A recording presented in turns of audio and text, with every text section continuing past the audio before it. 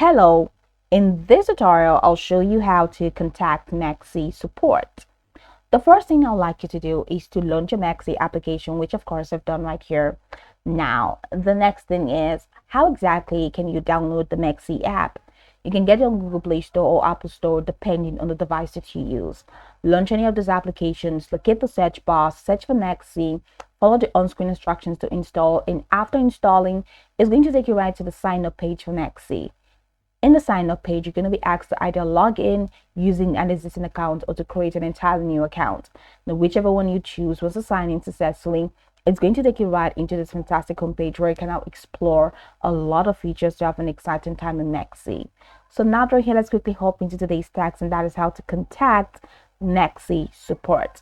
From this homepage, I'd like you to head over to the top left corner of your screen where you have your profile icon.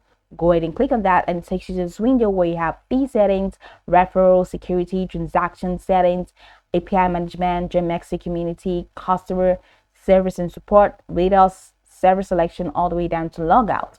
Now, I'd like you to click on customer service and support. Now, there are a couple of channels through which you can contact them.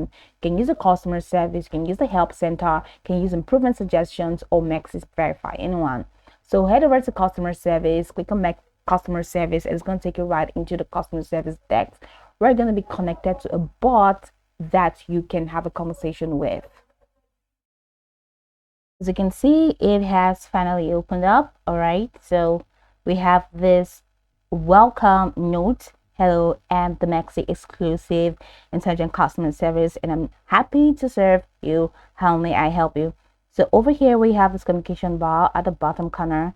Now you click on that, you have a couple of questions that are already arranged for you.